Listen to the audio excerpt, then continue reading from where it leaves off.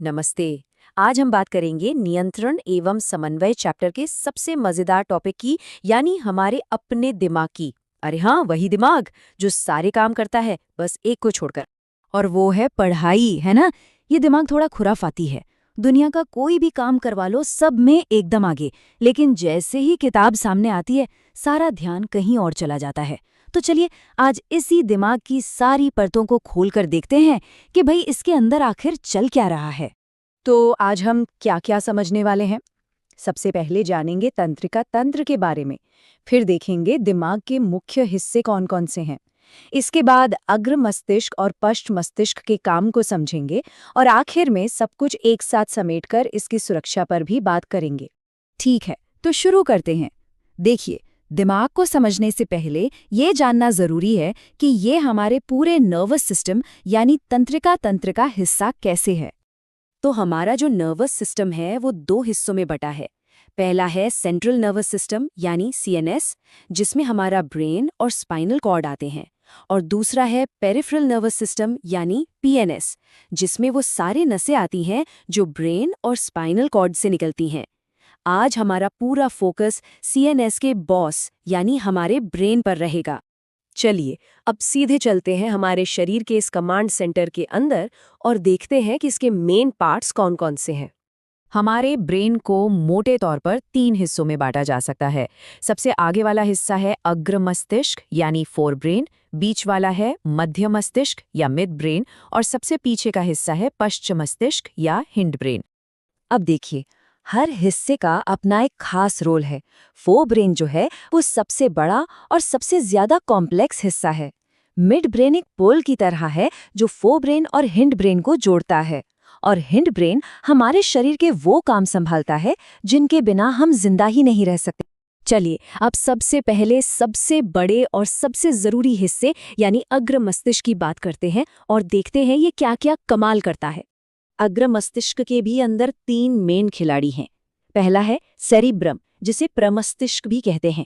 दूसरा है थैलेमस और तीसरा है हाइपोथैलेमस। एक एक करके इन तीनों को समझते हैं। सेरिब्रम ये हमारे दिमाग का सबसे बड़ा हिस्सा है। सोचना, समझना, याद रखना और सबसे जरूरी चीज इच्छा शक्ति यानी विल पावर, सब यहीं से आता है। जब हम ठान लेते हैं कि आज ये चैप्टर पूरा करके ही उठना है, तो वो आवाज इसी सेरिब्रम से आती है। फिर आता है थैलेमस। इसे दिमाग का रिले स्टेशन भी कह सकते हैं। बाहर की सारी जानकारी पहले यहीं आती है और फिर सही जगह भेजी जाती है। नई यादें बनाने और पुरानी यादों को सहेज कर रखने में भी इसका बड़ा हाथ है। वो बचपन वाले दोस्त याद हैं? वो सब यादें यहीं थैलेमस में स्टोर्ड हैं। अब ये जो हाइपोथैलेमस है, ये साइज में तो छोटा है, पर इसके काम बहुत बड़े हैं।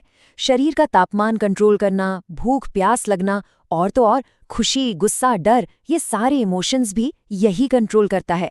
मतलब असल में दिल नहीं, हाइपोथैलेमस ही है जो सारी फीलिंग्स का सेंटर है।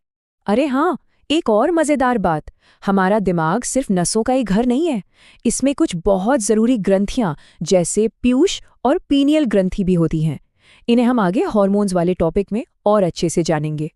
चलिए, फोर ब्रेन तो हो गया, अब जरा मिड ब्रेन और हिंड ब्रेन की तरफ चलते हैं और देखते हैं कि ये दोनों मिलकर पूरे सिस्टम को कैसे चलाते हैं। तो मिड ब्रेन का काम, जैसा कि नाम से ही पता चल रहा है, फोर ब्रेन और हिंड ब्रेन को जोड़ना है। इसके अलावा ये कुछ ऐसी क्रियाओं को भी कंट्रोल करता है जिन पर हमारा कोई जोर नहीं चलता, जैसे तेज रोशनी में हमारी आंखों की पुतली का अपने आप छोटा हो जाना। अब आते हैं पश्च मस्तिष्क यानी हिंड ब्रेन पर। इसके भी तीन हिस्से हैं, पोन्स, सेरिबेलम या अनुमस्तिष्क और मेडुला ऑब्लैंगेटा। अच्छा, यहाँ एक बहुत जरूरी बात है, सेरिब्रम और सेरिबेलम, इन दोनों नामों में बहुत कंफ्यूजन होता है। तो याद रखिए, सेरिब्रम फोर ब्रेन का हिस्सा है और सोचने का काम करता है, जबकि सेरिबेलम हिंड ब्रेन का हिस्सा है और शरीर का बैलेंस बनाता है। तो सेरिबेलम हमारे वॉलंटरी एक्शन, मतलब जो काम हम मर्जी से करते हैं जैसे चलना, साइकिल चलाना, उन्हें कंट्रोल करता है। और मेड्यूला हमारे इनवॉलंटरी एक्शन जैसे सांस लेना, दिल का धड़कना, ये सब संभालता है। ये वो काम है जो अपने आप चलते रहते हैं, हमें सोचना भी नहीं पड़ता। बहुत बढ़िया। तो अब जब हमने सारे हिस्सों को अलग अलग समझ लिया है, तो चलिए इन सब को एक साथ एक चार्ट में देखते हैं। ये फ्लो चार्ट रिवीजन के लिए एकदम परफेक्ट है। देखिए, फोरब्रेन के 3 हिस्से, cerebrum, thalamus, hypothalamus. Mid brain सिर्फ एक कनेक्टर है, और हिंड ब्रेन के 3 हिस्से, पॉन्स, सेरेबेलम और मेडुला। एग्जाम में ऐसा फ्लोचार्ट बना देंगे तो नंबर पक्के हैं। अब इतने नाजुक और जरूरी अंगों की हिफाजत भी तो जरूरी है ना? तो हमारा दिमाग एक मजबूत हड्डी के बॉक्स यानी खोपड़ी के अंदर सेफ रहता है, और हमारी स्पाइनल कॉर्ड को हमारी रीढ़ की हड्डी प्रोटेक्ट करती है। चलिए एक आखिरी बार इस डायग्राम पर सब कुछ रिवाइज कर लेते हैं। ये जो सबसे बड़ा हिस्सा ऊपर दिख रहा है, ये है सेरिब्रम। उसके ठीक नीचे ये छोटा सा हिस्सा है सेरिबेलम, और यहाँ ब्रेन के निचले हिस्से में है पॉन्स और मेडुला। और ये जो बीच का एरिया है, यहीं थैलेमस और हाइपोथैलेमस होते हैं। शानदार। तो ये थी हमारे दिमाग की पूरी कहानी। अब जो कुछ भी सीखा है, उसे पक्का करने के लिए थोड़ा सा होमवर्क तो बनता है। तो अपनी नोटबुक में इन सवालों के जवाब जरूर लिखने हैं। पहला, एक डायग्राम के साथ पूरे मानव मस्तिष्क को समझाइए। और दूसरा, एक न्यूरॉन की संरचना का वर्णन कीजिए। इससे ये टॉपिक हमेशा के लिए याद हो जाएगा। तो क्या पादप हार्मोन पर हमारे अगले सेशन के लिए तैयार हैं? मिलते हैं अगली बार।